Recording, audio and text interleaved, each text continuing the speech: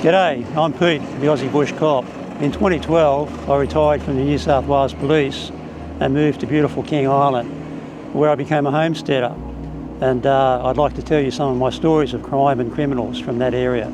G'day everybody, it's lovely to be here with you again, and I really appreciate reading the comments that you leave on the podcasts. And one of the comments has been about something that I touched on, and it was to do with the murder of a fellow named Charles Perrin. And Charles lived in Wellington, where I used to live, Wellington, New South Wales, that is. Wellington, New South Wales is I say New South Wales because there's also, of course, a much more famous Wellington in New Zealand, where I know some of our listeners watch from. And I know that we have people that watch from South Africa, up in the Netherlands, I think maybe from Switzerland, the United States, and maybe other places. So thanks very much for those viewers and for the comments that you leave, because that's how I know where you are. But I suggested that if anyone wants to know more about this murder, just to let me know, and a number of you have. Now, I hasten to add that I've got nothing to do with the investigation of a murder. I was a general duties senior constable, and we dealt with everything from noise complaint to murder, but only the very initial parts of a murder inquiry. That is, of course, handled by the homicide squad and other local specialised detectives. But I do know a little bit about this job, and I'm going to share with you what I do know about it. Charles Perrin was a man who probably was around, I'm guessing maybe around 60 years old, and he was a resident and really an icon of the town of Wellington where I lived. And Charles was a man who, I'm not sure whether he was born this way or whether perhaps he had a traumatic brain injury after he was born, but he came across as being quite simple. I apologise if that's not the correct way to describe it, but I certainly don't mean to impute or imply anything negative in however I might describe it. But Charles was a lovely man, and he was, when I say an icon, because he just used to walk everywhere. Charles wouldn't have been capable of holding a driver's licence or probably driving a car, and he was, everyone who lived in Wellington, and Wellington's a town of say about 5,000 or 6,000 people, knew Charles, at least by sight. And if Charles was lived on his own for the most part, and he probably wasn't a genius in the kitchen. And one of Charles' what we might say method of survival was that if there was a function going on in Wellington, whether it be a church function or a political function or whatever it was, and there was food, Charles would be there. You could just about guarantee that Charles would walk there and have something to eat. And I know that one night, I can't even remember scant details of it, but there was a political meeting of some sort that was that I hosted in our home in Wellington, and I remember Charles being there. So I can actually say that Charles has been a guest in my home. Now, to speak to Charles, as I've done on numerous occasions, wasn't really easy because he came across as being quite shy. He generally he walked with a stooped, with his head down, and when he spoke, it was he didn't speak with a clear diction, and it was reasonably a bit difficult to understand what Charles was saying. And he wasn't, that was just the way he was, but he was completely harmless. Anyway, you might think of Charles as just being part of the furniture of Wellington. But then Charles became involved with a woman of similar age to him. Possibly, I would say, going on appearance, she was older than him, maybe in her 70s, although I'm not sure. And I'll call her Vera. Now, Vera sort of attached herself to Charles and ended up becoming engaged to him. Now, that in itself is a suspicious thing to do, a thing that would raise eyebrows. But then I guess there's probably other people that thought, well, Charles has lived, you might say by most people's ways of measuring life, that he lived a sad life. And here in his, you might say on the sunset side of life, that he'd found love. That I'm no doubt that's how some people saw Vera's involvement in Charles's life to be. And then Charles went missing. And Charles was missing for days on end. Again, because wasn't involved in the investigation, I don't know how long he was missing for, but it was a number of days, possibly a week. But I'm more or less making educated guesses there. He was certainly missing long enough for people to go, well, where's Charles? No doubt his neighbours, because he lived in suburbia, albeit a small country town, he lived in suburbia, meaning there was neighbours on either side of him and across the road and behind him. And so then after this period of time, Charles' body was found, meaning he was dead. And he was found in a place where, as ubiquitous as Charles was in Wellington, and how he seemed to extensively walk throughout Wellington, he was found in part of Wellington where he was never hitherto seen to be walking. And it was beside one of the rivers.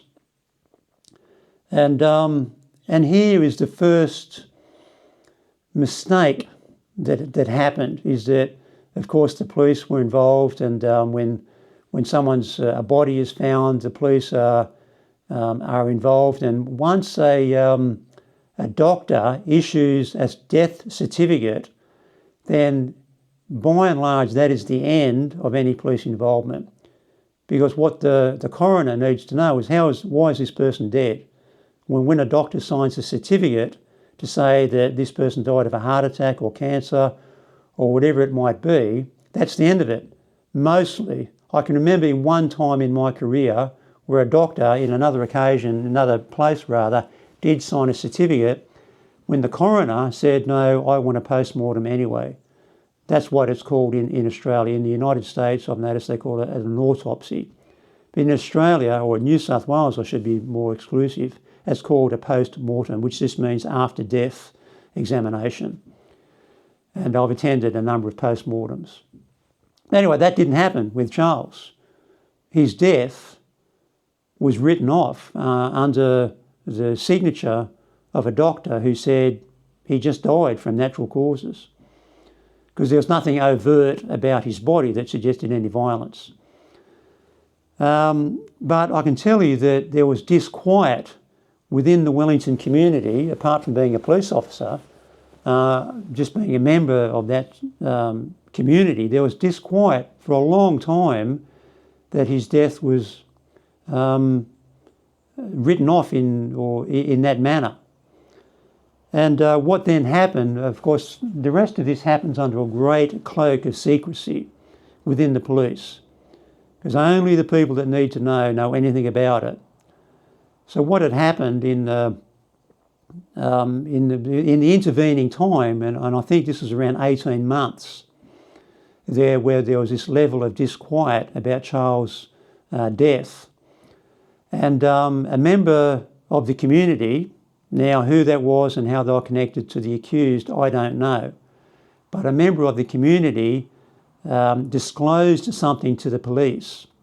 And when I say disclosed, that probably meant in the form of a signed statement, which gave the police permission to exhume Charles' body, because another big mistake was that Charles was buried as opposed to being cremated. And so what happens at a technical level, this investigation is carried out by the coroner. It is a coroner's investigation, but the coroner, of course, or understandably, used the police to conduct that investigation. So strictly speaking, it's not a police investigation. It's an investigation by the coroner at this level, at this point. So Charles' body was exhumed, quite an undignified thing to happen. And at a technical level, what happens is that when they exhume a body, they also take about, I think it's about 18 inches of soil from underneath the body to examine that to see if, because of course things leach into the soil. And then a post-mortem was then conducted on Charles' body, which revealed a lethal dose of poison in his body. That then gave police then make an application to a Supreme Court judge. That's the sort of man or woman that wears a wig and gowns and presides over a murder trial, for example. So a Supreme Court judge examined the evidence and issued a warrant to put a listening device into the suspect's home, which was Vera. So then what happens, and again, of course, under this great cloak of secrecy, police 24 hours a day listened to the listening device. And after it was all over, some of this stuff was disclosed to me because it was no longer a secret. But I know one of the detectives involved in it told me that the listening device was that good that they could hear a fart when she was out in the back garden. The listening device was in the home, probably in a number of places in the home. So they recorded Vera talking to, I don't know to who. Yeah, I don't know. I don't imagine she was talking to herself, but they caught her talking, disclosing that she'd murdered Charles. And so then they brought her in to interview or to charge her and to offer her an interview about this murder. And that was the day, the only involvement that I had was that what I mentioned before in another podcast, where I got to the police station on afternoon shift. And as soon as I got to the police station, I was asked by one of the detectives to go into the charge room and guard Vera whilst she was in the process of being charged, which takes a number of hours. And when I walked into that charge room, I was just pushed backwards, almost physically, by her evilness. And she's one of the two people that I dealt with that I'm certain were possessed by an evil spirit. And so Vera was then charged with the murder of Charles Perrin and released on bail. Now you might think, well, why was she released? Well, one of the purposes of bail is to ensure their attendance at court. That might be one of the reasons you would bail refuse. Now, whether she was given bail by the police or by justice, I don't know. But anyway, subsequently, she was given bail. And so then Vera, realising the terror or the nature of the net that she had been ensnared in, meaning that she would have known that they'd been listening to her and that she'd said, that she'd admitted to the murder. And all of this was, of course, admissible at court. So Vera, fearing spending the rest of her miserable life imprisoned, then decided on ending her own life. And initially she tried that by casting herself or throwing herself into the Macquarie River in Dubbo. Now Dubbo, for viewers not familiar with that area, Dubbo is a city of around 40,000 people, and it has a river that runs right next to, adjacent to the CBD, the Central Business District. And it was in that part of the Macquarie River. The Macquarie River is quite a significant river, and she threw herself into the river. She was seen by members of the public, and of course they then rang the police. The police attended. It was in the middle of the day, so it was all quite visible. And Vera wasn't small. She then, so the police attended. I know one of the police Dubbo had about 40 or 50 general duties police. I didn't, get to know all of them very well, but one of them I knew reasonably well. Was one of the police then had to strip off and go into the river and rescue her. and put himself at significant risk in doing so. I think they might have been commended, formally commended for their actions. Then Vera, her desires of not ever going to prison didn't go away. And she then decided to drive her vehicle, I think it was a sedan, into the path of a semi-trailer on one of the highways.